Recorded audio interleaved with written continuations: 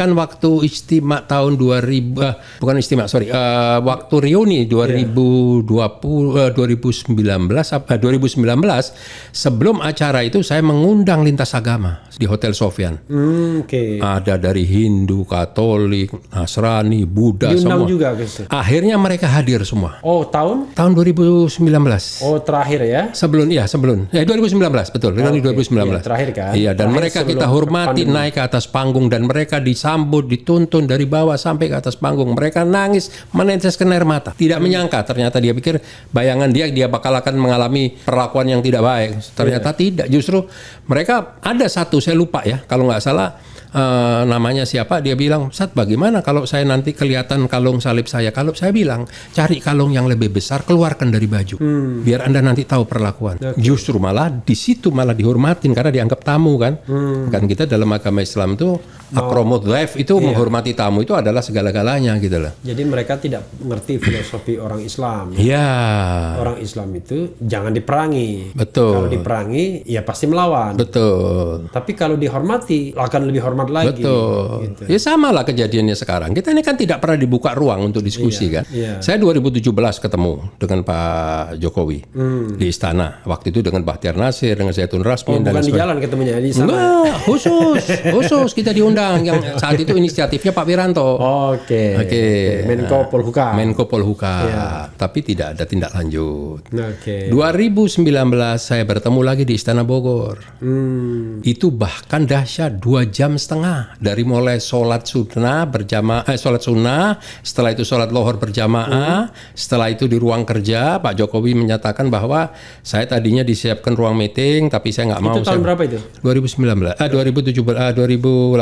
18. Iya. Wah, itu kan menjelang Pilpres. Belum ya, masih ya. Ya kan menjelang Pilpres. Iya, tapi belum ada kaitan sama sekali ya. Oke, belum ada pembicaraan. Nggak ada. Itu total 2,5 jam kita. Siapa bersama aja yang hadir? Saat itu kita berenam ya. Saya dengan Ustadz Sobri Lubis, Ustadz Slamet Ma'arif, dengan Abar Ra'ut Al-Bahar, Ustadz Muhammad Khotot, Usama Hisham. Usama Hisham kan orang Golkar. Iya, dia inisiatornya. Oh, inisiatornya. Iya, inisiatornya. Sebetulnya ya kita sudah istilahnya. Siapa tadi Bahar tadi? Abah Ra'ut Al-Bahar. Dari mana itu? Dia itu sebenarnya dia salah satu tokoh senior di Az-Zikro ya. Tempat Ustadz Arifin Ilham. Ya. Di situlah kita terjadi diskusi saling membahas ini. Tapi ya. Pak Jokowi didampingi oleh siapa? Waktu di ruang kerja kalau saya nggak salah sendiri ya. Nggak ada Pak Pratik. Pratik. Iya. Waktu makan ada Pak Pratik, ada Pak Teten. Ada Pak Teten. Iya ada. Tapi waktu 2017 itu jelas-jelas Pak Jokowi menugaskan Pak Wiranto evaluasi, diskusi, tindak lanjut permasalahan ini semua. Tapi ya lagi-lagi. Waktu itu dibicarakan apa? Banyak hal lah ya. Yang menjadi main concern Ustadz apa? Saat itu kasus Ahok. Terus kan 2018 sudah selesai. Iya, terus kriminalisasi terhadap Habib Rizik. Iya, kenapa saya bilang kriminalisasi? Jadi beberapa kali ada acara-acara khusus ya, acara semi kenegaraan, termasuk waktu Raja Salman datang berkunjung ke DPR itu nama Habib itu sudah masuk di list sebagai tamu, tiba-tiba dicoret, last minute dicoret, begitulah. Itulah banyaklah terjadi kebuntuan gitu. Jadi ada pihak-pihak tertentu yang memang ingin menjauhkan Habib dari istana, kira-kira begitu. Saya pikir Habib itu salah satu figur ya. Tapi kalau saya lihat lebih dari itu ya. Dia memang tidak senang umat Islam ini dalam arti kata ya, quote unquote ya, yang benar-benar concern ya menjaga keutuhan NKRI ini bisa dekat dengan pemerintah gitu loh ya. Jadi memang selalu diciptakan ya. Contohnya seperti sekarang kan. Buzzer di ternak ya kan. Bagaimana sekarang kita mau bilang mau anteng peternakan buzzer tuh pusatnya di mana? Saya pikir semua mereka punya sarang-sarang ya. Iya, jadi bukan rahasia sebenarnya. Sudah banyak orang lihat gitu. Keluar masuknya di mana gitu. Luar biasa Ustaz. Saya nanya yang paling nggak mutu pun dijawab dengan serius juga. Lah habis kaget. Satu saat saya kok ini masuk ke sini. Saya amati ini ternyata ini rupanya di sini sangkarnya ini. Boleh minum Mas? Boleh dong. Saya boleh menuangkan teh lagi, Ustaz? Aduh, Jadi terima kasih. Ustadz rupanya tidak minum teh, tapi saya minum teh, Ustadz. Nggak apa-apa. Oh, Ustadz ya. Gitu. Oke, sekarang ya, kondisi kan sudah seperti ini, Ustadz. Apa yang ingin Ustadz harapkan? Jadi apa yang sebenarnya yang mau diharapkan, mau yang dikerjakan, mau apalah judulnya begitu. Iya, kalau saya lihat kan begini ya, kalau kita ini hanya cuman bisa mengkritisi, memprotes dan lain sebagainya kan juga tidak fair ya.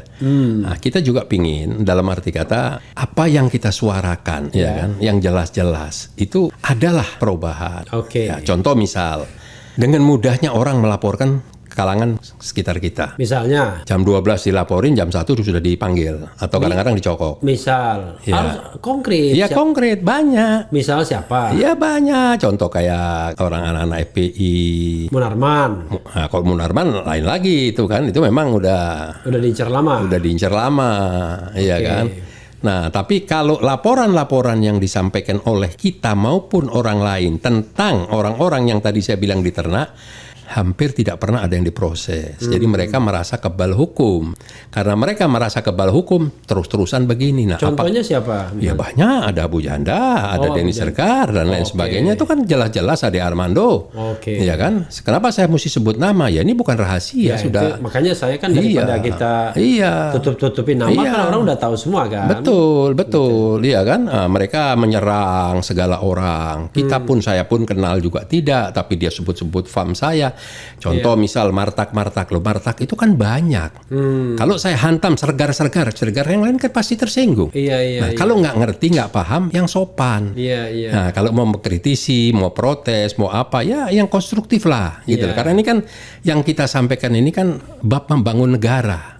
Dalam arti kata. Nah, kenapa kok kita selalu begini? Karena contoh sekarang misal masalah HIP, masalah Omnibus Law dan masalah-masalah lain. Ini kan semua kayak dipaksakan di saat musim pandemi. Undang-undang Minerba, iya, terus undang-undang perlindungan penggunaan dana COVID. Ini kan jadi aneh. Kok ada sesuatu yang mestinya harus diaudit dan lain sebagainya, tapi ini sudah dibuatlah peraturan-peraturan, iya kan? Iya, tapi kalau saya lihat concern GNPF Ulama itu tidak hanya soal di keumatan ya, tapi juga soal kenegaraan ya. Oh ya, otomatis. Oke. Otomatis karena itu darah itu sudah mengalir dari semenjak saya dilahirkan, jadi ya nggak akan bisa berhenti seperti Habib Rizik. Jangan diharap bisa berhenti, nggak mungkin. Nah itulah yang tadi tidak bisa dilokalisir, hanya udahlah ulama itu ngomong saja soal keagamaan. Padahal soal keagamaan dan keumatan itu seperti dua sisi dari mata uang yang sama. Iya. Ini kan yang kejadian sekarang ini kan sudah mulai menyisihkan agama, menyisihkan ulama. Ya inilah yang terjadi sekarang. Tapi begini Ustadz ya, di kalangan Islam sendiri kan selalu ada kontroversi kan. Jadi yang memang berjarak dengan pemerintah ada, atau memang sengaja di-exclude ya, dikasih jarak. Tapi kan yang direkrut ke istana juga ada juga. Banyak kan ulama-ulama. Bahkan ulama-ulama yang respected, dihormati. Banyak. Artinya problemnya kan bukan di Pak Jokowi, problemnya di ulama sendiri. Ya, pertanyaan sekarang yang dimaksud ada yang punya ketokohannya jelas, namanya juga jelas. Pertanyaannya, suaranya jelas nggak? Oke. Disampaikan nggak? Itu pun pernah saya sampaikan ke Pak Jokowi dulu. Jadi waktu Pak Jokowi menyampaikan pada saya, pada kita ya saat itu, saya tidak memusuhi umat Islam. Saya kalau ke daerah selalu berkunjung ke pondok pesantren.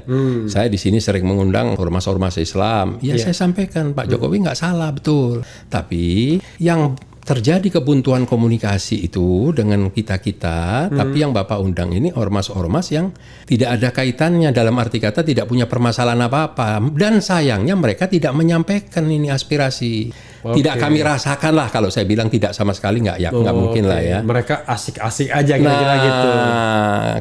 Mungkin asik-asik aja mereka, nggak juga dikutak-atik negara ya kan. Sementara yang direpresi ini yang bermasalah kan. Kalau kita misal ada waktu mulai kita dideketin saat itu oleh Pak Wiranto, kita mau dipertemukan, itu yang kita siapkan bukan baju sama jaket sama jas sama peci, bahan apa yang akan kita diskusikan.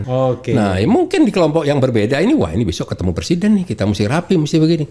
Ya udah, salah rahat-rahatan saja kalau menurut saya. Ini versi pribadi saya, maaf ya. Saya tidak mengecilkan, tidak mengkerdilkan apa yang pernah dilakukan oleh para ormas-ormas dan lain sebagainya. Tapi kan pasti kita bisa merasakan perubahannya, gitu lah. Nah, kalau seandainya itu disampaikan, ya kan, oleh para ulama, saya yakin Pak Presiden pasti akan melakukan perubahan. Oke. Dan itu keluar dari ucapan beliau Apa waktu di ucapannya? Bogor. Ucapannya apa? Waktu saya mencoba mengelaborasi permasalahan kasus Habib Rizik, itu keluar dari Pak Jokowi sendiri bahwa wah kalau gitu memang saya selama ini mendengar sepihak. Oke. Itu keluar. Saya tidak mungkin berani ngomong kalau tidak real. Oke. Bahkan yang kedua, beliau nanya apa yang harus saya sampaikan. Ya kan, ya menurut saya yang sampaikan kepada aparat. Saya bilang begini Pak Jokowi, ini negara hukum. Saya mohon apabila ada permasalahan baik terkait dengan Habib Rizik atau bukan terkait dengan Habib Rizik yang memenuhi unsur hukum, silahkan diproses hukum. Tapi yang nggak ada, tolong jangan diada-adakan. Nah kalau seandainya Bapak pernah mengundang beberapa petinggi dalam arti kata ya, dari mulai kepolisian, TNI, Menko Polhukam dan lain sebagainya, itu pernah terjadi.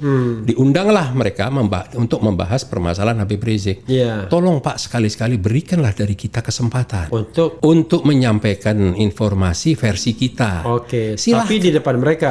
Silahkan mereka dihadirkan. Itu malah yang saya tawarkan. Iya. Nah, jadi supaya Bapak mendengar benar-benar dua pihak yang jelas. Karena Bapak sebagai pemimpin negara, Bapak adalah presiden kita juga. Itu ucapan saya, nggak kurang nggak lebih. HRS. Kadang-kadang orang menyebutnya MRS. Kadang-kadang cukup HR, ya kan? Jadi yang pertama itu Habib Rizik Syihab. Kadang-kadang Muhammad Rizik Syihab. Kadang-kadang Rizik Syihab. Tapi belum MRG ya, belum Muhammad Rocky Gerung. Karena luar biasa ya. Atau HMG. HMG apa? Habib. Habib ya. HRG. HRG ya. Habib Rocky Gerung ya kan. Oke. Saya Lebih tepat Habib RH. RH. Saya akan mengatakan ya kan, Bung Rocky kadang-kadang mengatakan begini. Saya bilang Rocky ya, Rocky oke lah. Kita spesifikkan sedikit rookie ya.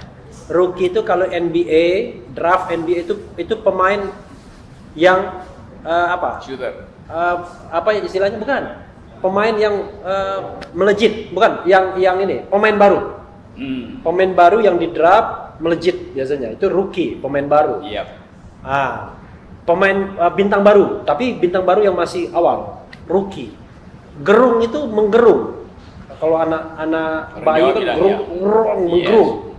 Makanya saya bilang agar kita bisa menggerung lagi, ya kan? Kita butuhkan pemain baru, new player. Yes. Cuma katanya begini, bilang Refli Harun itu re itu kembali, fly itu terbang. Iya. Jadi untuk kita kembali terbang, Harun harus ada yang turun. Harus ada yang turun. Kita nggak ngomong tentang kekuasaan ya, kita ngomong singkatan kan? Kita ngomong tentang singkatan nama kan? Jadi Bung Rocky, saya ingin tanya mengenai nama ini, Habib Rizik Syihab. Itu nama yang membuat istana susah tidur. Karena mengiang-iang terus di kuping mereka. Besok Habib akan undang siapa? Besok Habib akan mengucapkan kalimat apa? Besok Habib akan diwawancara oleh siapa? Jadi istana kehilangan fokus karena ada sumbu politik baru di Jakarta, dan tentu sumbu itu akan tumbuh secara nasional, yaitu ini sumbu pendek atau sumbu panjang ini? Ini sumbu pendek Sumbu pendek. karena jaraknya hanya dari jalan Kira-kira Menteng. Dari Menteng? Ya. Menteng Petamburan? Dari Menteng Petamburan itu jaraknya pendek. Gatot dan Ya, Habib Rizik. tapi tergantung. Kalau ditariknya dari Menteng dekat, tapi kalau ditariknya dari Bung Rocky punya tempat, Sentul, Sentul agak jauh. Silakan Bung. Ya saya justru ke Jakarta buat mendekatkan Mendekatkan sumbu itu. sumbu itu. Iya. Jadi Habib Rizik berasal dari simpanan memori politik kita tentang perubahan tuh. Kita ingin agar supaya ada pengimbang kekuasaan, maka kita butuh oposisi. Ternyata Pak Jokowi bilang Indonesia demokrasinya tidak memerlukan oposisi. Tetapi publik menganggap tanpa oposisi tidak ada kritik gitu. Lalu energi untuk beroposisi itu ditampunglah di Petamburan gitu.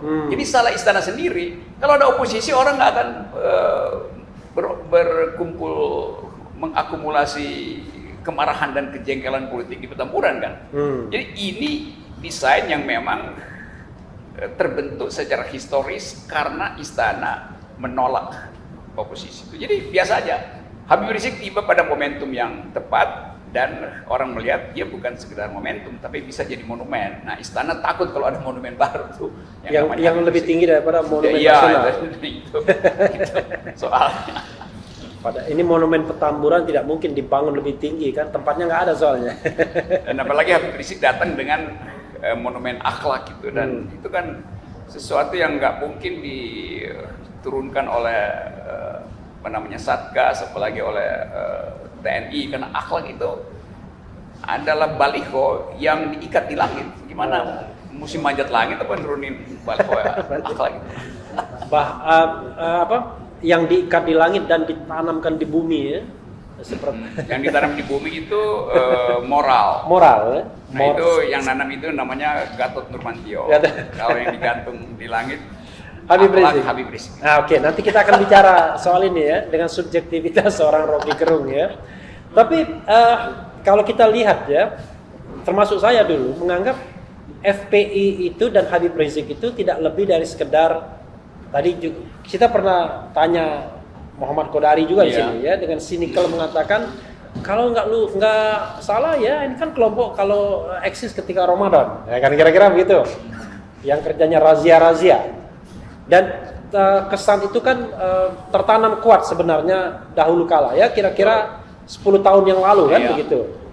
Tapi sekarang kok seperti sudah tumbuh menjadi sebuah kekuatan politik baru ya. Apa memang kayak itu, kenapa bisa begitu? Yang tadinya ini, mohon maaf nih ya, FPI dan Habib Rizik awalnya kan kesannya ya seperti orang mengatakan dengan segala hormat dan mohon maaf, preman berjubah, orang bilang begitu kan? Ya, tapi sekarang kok seperti tumbuh seperti pusat oposisi jadinya. 10 tahun lalu saya kasih pidato kebudayaan di tim itu. Iya. Dan maki-maki FPI. Iya betul, saya tidak bisa FPI itu. Masih ada jejak digitalnya. Iya. Karena saya jengkel kelakuan FPI itu, bubarin pawai merah putih di Monas segala macam. Beberapa teman saya bocor kepalanya. Tuh. Ya itu waktu itu Wardah Fit ya. Ya itu. Kaum miskin kota ya waktu itu. Jadi saya memang dulu anggap ini FPI ini preman aja. Tapi FPI tahu bahwa dia disorot sebagian buruknya, karena itu dia berubah kan. Jadi orang yang jengkel pada FPI itu yang nggak berubah karena dia merasa ini masih 10 tahun lalu. Padahal FPI udah ngangkat mayat di Aceh, udah bantuin puing-puing di Palu, saya lihat sendiri jejak itu tuh. Jadi orang nggak bisa lihat perubahan postur politik, perubahan cara berpikir dari Front Pembela Islam. Bagi saya mereka sekarang adalah Front Pembela Indonesia tuh. Jadi itu sebetulnya yang menyebabkan saya harus membela FPI. Bukan karena Habib Rizik, tapi hak dari kumpulan yang menyebut FPI untuk memperlihatkan perubahan posturnya. Nah, Habib Rizik juga berubah. 3 tahun ada di luar negeri, tentu dia paham bahwa dia harus perlebar spektrum politik itu tuh. Kalau ingin memimpin oposisi atau bahkan memimpin Indonesia. Dan benar, Habib sekarang terima semua orang kan. Bahwa gayanya itu masih ceplas-ceplos, masih dianggap kasar, yaitu bawaan aja, bawaan anak tanah abang memang begitu. Betawi juga begitu, asal jeplak aja orang bilang. Tapi kan kita mesti lihat apa yang ada di dalam pikiran Habib Rizik soal kemaslahatan, soal kemajemukan, soal relasi internasional. Saya kira lengkap di situ. Dan saya bicara dengan beberapa teman di situ. Munarman tuh sekjennya teman saya guru politiknya dulu di LBH tuh. Dan saya kira termasuk orang yang dimaki-maki Bung Rocky dulu, Munarman. Dulu tuh. Gila lu gila lu man. Terus si Maman kasih keterangan gini. Ini Munarman wong kita gila, wong kita galau. Tapi dia bersahabat dengan saya, teman-teman diskusi yang tajam. Orangnya hatinya baik banget, lembut banget. Penampilannya juga yang begitu karena dia Palembang. Dulu bahkan kalau ada mungkin FPI dulu menyerbu LBH ketika Maman masih di LBH juga dia lawan juga kan.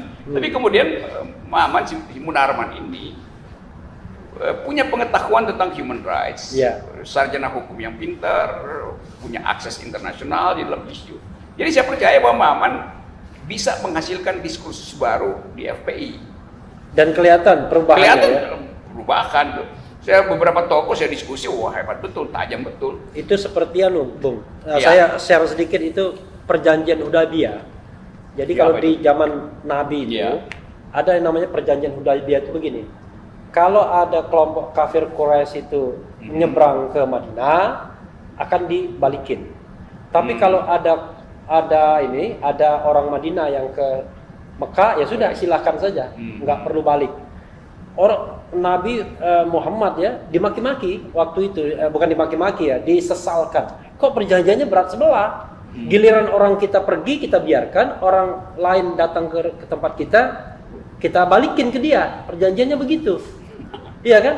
Orang maki-maki. Oh ternyata justru mereka yang datang ke Madinah lari dari Mekah karena ada Quraisy itu dikembalikan ke Mekah lagi. Dia muncul sebagai agent of change di sana, sebagai penyebar agama malah. Itu. Jadi saya ingin mengatakan fenomena Munarman itu jangan-jangan begitu. Iya. Dimasukkan ke FPI. kan nggak connect dulu kan, orang yang bergerak di ranah kiri lah sedikit ya kan, tiba-tiba nyebrang ke kanan. Ya karena selalu ada peristiwa yang menjelaskan mengapa seseorang justru fungsional di tempat yang tak terduga itu. Dan itu yang ada di kita tuh. Nah orang selalu menganggap bahwa FPI itu kanan itu. Iya. Ya memang kan identitasnya Islam itu. Iya. Ada kiri PDIP itu. PRD dulu. PRD bahkan itu juga teman-teman saya. Jadi saya kenal spektrum itu. Tetapi mengkanan-kanankan FPI artinya menghindari percakapan dengan yang kanan. Sama juga dengan mengkiri-kirikan PDIP kan. Dan itu historis karena Justru itu. karena kanan kiri yang membangun negara ini kan. Iya. Sila kelima Pancasila itu jelas kiri itu, social justice itu kiri. Juga ada tafsir agama bahwa itu juga adalah pesan agama, keadilan sosial. Perdebatan di konstituante itu kanan dan kiri. Ada yang ingin negara Islam, ada yang ingin negara sosialis, ada yang ingin bikin kerajaan sultan. Jadi kita pernah menghidupkan perdebatan intelektual di bidang ideologi. Nah sekarang ditutup perdebatan itu karena ketakutan tadi. Yang ada adalah pameran arogansi itu, bukan lagi pameran inteligensi. Ini semacam ketidakmampuan untuk berdialog atau sebenarnya karena nggak mau repot saja? Bukan, itu karena ketidakcukupan otak gitu ya. Jelas begitu kan. Kalau otaknya cukup dia bisa hadapi siapa aja gitu.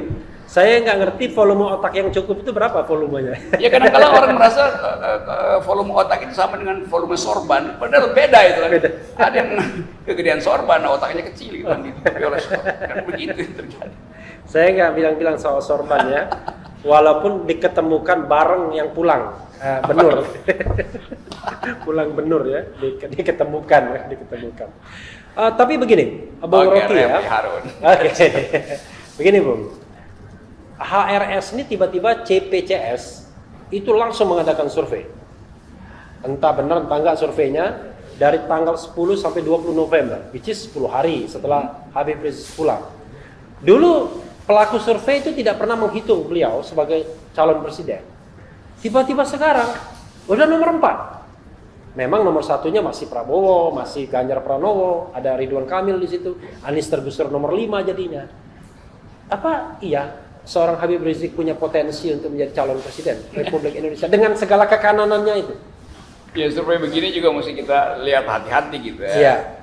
Karena bisa itu disuruh istana untuk seolah-olah dibikin gelembung. Iya. Sehingga tiba-tiba Habib Rizik ada di atas, lalu Iya. orang panik gitu. Karena itu kemudian ada alasan untuk ditusuk gelembungnya supaya kempes lagi. Tapi itu sih bukan nusuk, kalau gelembungnya ditusuk itu pecah namanya. iya, kan banyak survei yang dimaksudkan begitu kan. Iya. Tapi kita balik pada psikologi politik hari ini. Orang cari tokoh itu, orang cari pahlawan, orang cari leader, Iya.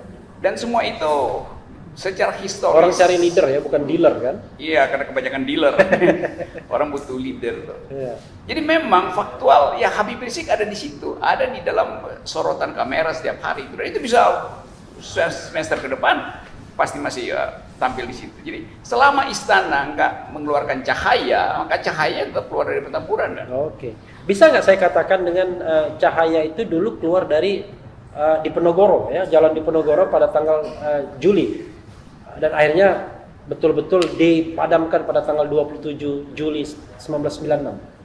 Ya, Waktu itu kan kita tahu siapapun Ya. yang melawan pemerintah Orde Baru, which is Mbak Mega pada waktu Ya. itu, pokoknya ya dijadikan simbol, dijadikan leader, simbol perlawanan. Itu tradisi politik Indonesia. Selalu ada yang disebut jagoan itu. Atau kalau istilah Atau 98 Amin Rais jagoan gitu. Amin Rais jagoan, dalam istilah Benedict Anderson ada banditisme itu.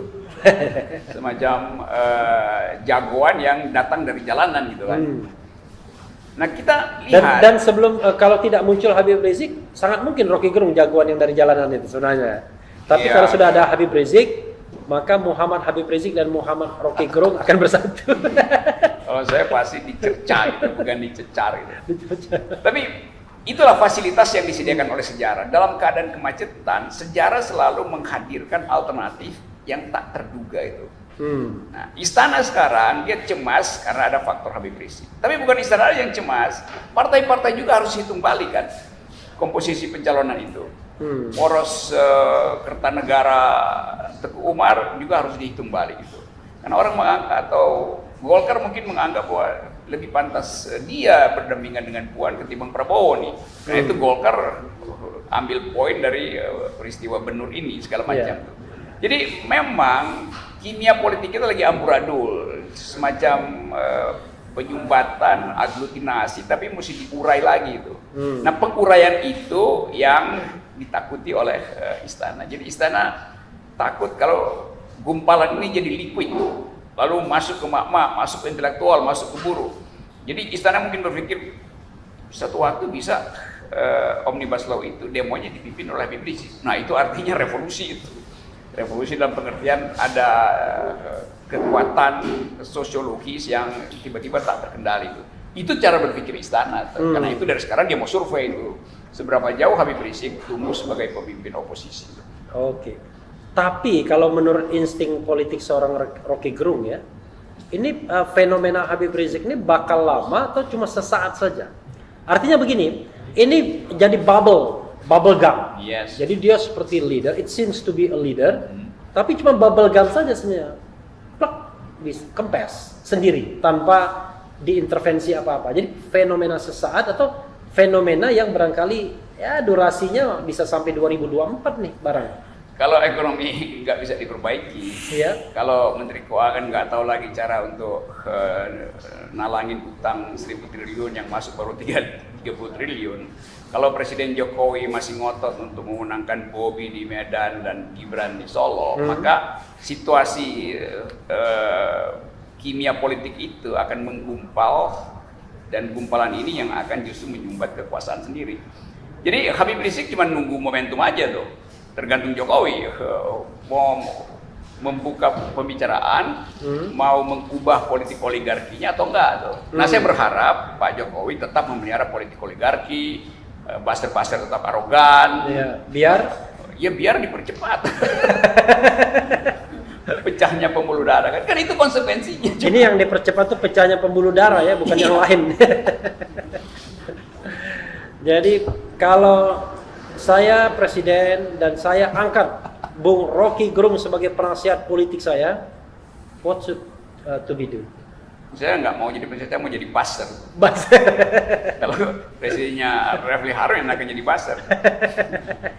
Karena itu buzzer yang benar itu. Buzzer yang benar ya. Itu. Jadi apa yang harus dilakukan oleh kekuasaan? Kekuasaan itu dia mesti membaca kembali sejarah bangsa ini, bahwa bangsa ini didirikan dengan pikiran, bangsa ini dihuni oleh beragam alternatif, variasi ideologi yang panjang. Jadi jangan dikendalikan melalui ideologi itu. BPIP itu dibubarin, itu syarat pertama. Omnibus Law itu adalah cermin dari arogansi. Udah ditolak segala pihak tapi ngotot bujuk-bujuk. LSM diundang, civil society diundang, dan undangnya pakai perintah itu. Presiden mahasiswa diperintahkan oleh staf khusus milenial. Betul, itu Untuk datang, perintah itu. Kemarin Walhi, LBH segala macam juga diundang dengan kalimat Presiden bersedia menerima kalian. Loh, dia nggak minta ketemu. Kan norak banget kan. Karena itu nggak ada yang datang akhirnya kan. Jadi itu tanda kekacauan politik istana. Dalam satu kalimat, yang menarik sekarang kita lihat istana itu menteri yang satu mengamputasi menteri yang lain. Partai yang satu memangkas partai yang lain. Jadi sedang terjadi konflik internal di istana itu. Itu sebetulnya bagus buat perubahan. Bagus buat perubahan. Jangan-jangan tidak bagus buat rakyat. Tidak tahu Orang juga. rakyat itu bergembira kalau ada istana perubahan. saling amputasi itu. Tapi memang tragisnya adalah kekuasaan itu kan baru berjalan 1 tahun, Bung. Iya. Masih ada 4 tahun lagi. Saya sih nggak mau nanya spekulasi berapa tahun lagi ya. Tapi katakanlah kalender ketatanegaraan itu 4 tahun lagi. Kondisi saat ini kalau istilah film G30 PKI-nya itu, ini Ibu Pertiwi sedang hamil tua atau sebenarnya kita dalam fase yang ya tidak normal, tapi sebenarnya masih bisa dikendalikan sampai 4 tahun ke depan masih bisa mengikuti agenda ketatanegaraan. Saya 2 hari lalu ada di Medan itu mengamati politik pemilihan wali kota Medan. Itu saya pelajari. 2 hari yang lalu di Medan untuk menjadi tim kampanye. Enggak, saya Bobi Nasution. Saya datang ke situ untuk menghalangi oligarki. Dan terlihat sekali bahwa istana setiap hari mengirim pejabat tinggi ke situ, menteri inilah, menteri itulah. Kan itu artinya istana gugup melihat perkembangan politik di Medan kan. Karena Medan akhirnya jadi ibu kota politik, karena pertaruhan politik negeri ini ada di Medan dan di Solo gitu kan. Jadi sangat tercium semacam aura atau hawa yang tidak segar dalam politik. Dan itu menandakan bahwa political decaying, pembusukan politik itu berlangsung terus. Jadi kalau saya bikin kalkulasi, ya mungkin semester depan ketika negara-negara lain udah mulai bersiap-siap untuk take off ekonominya setelah COVID relatif teratasi, kita justru tertinggal di landasan. Karena pesawatnya kelebihan lemak inflasi itu, karena kita Bank Indonesia disuruh cetak uang agar supaya ada uang beredar, tapi itu melanggar prinsip-prinsip prudensial dari perbankan internasional. Lalu perpecahan masyarakat karena intrik dari kekuasaan, ingin mengadu domba terus-menerus karena nggak ingin lihat ada persatuan oposisi. Jadi seluruh variabel itu akan terbaca, mulai memperlihatkan efeknya semester depan itu udah pasti terbaca. Karena nggak ada keterangan untuk menghentikan itu kan. Jadi hukum-hukum sosiologis akan menyimpulkan bahwa perubahan itu akan dipercepat. Kalau kita pakai bahasa ya, bahasa makna leksikal, efek itu kan bisa positif bisa negatif. Jadi ini efek yang mana nih? Ini efek yang double negatif. Double negatif. Yang super negatif. Super negatif. Lain kalau presiden punya kemampuan untuk membaca masa depan, lalu dia keluar dengan ide yang brilian. Misalnya setiap minggu presiden ada di depan kamera televisi dan bicara tentang masa depan, hubungkan dengan pengetahuan dia tentang sejarah Indonesia. Lalu orang melihat garis baru, arah baru, politics of hope, berbasis politics of memory. Tapi presiden nggak mampu, dan punakawan-punakawan di situ kan mediocre semua kan. Jadi, coba kita tanya siapa analis kebijakan yang bisa. Jadi ini unable or unwilling? Ya, unable itu menyebabkan unwilling. Aduh. ITE. Itulah. Itu susah. Itu alarm bagi demokrasi kita sesungguhnya. Ya, itu alarm itu. Jadi ketika kita berbicara dan otak kita direpresi oleh fenomena ITE dan lain sebagainya, disitulah kebodohan sesungguhnya sedang mengintervensi kita semua mungkin ya. Ya, rakyat mengalami psikotik, mengalami tekanan batin secara sosial karena nggak ada kejelasan dari nasib. Ya, nasib semester depan aja nggak bisa diprediksi kan. Covid hari ini 500.000 positifnya tuh.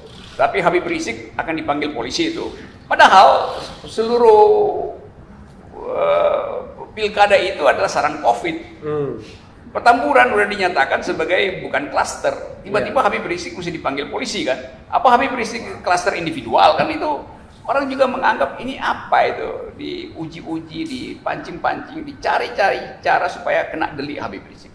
Tapi ini yang agak ngeri-ngeri sedap ya. Walaupun sebenarnya boleh dong kita mengemukakan analisis ya. Ada analisis mengatakan misalnya gini, Habib Rizik tidak mau diperiksa lagi, Yes. oke? Oleh tim swab ini yang disediakan oleh pemerintah. Iya. Maka interpretasinya bisa dua. Pertama, Habib Rizik takut ketahuan kalau dia COVID. Yang kedua, Habib Rizik takut COVID juga, tapi COVID yang diekspor ke dia.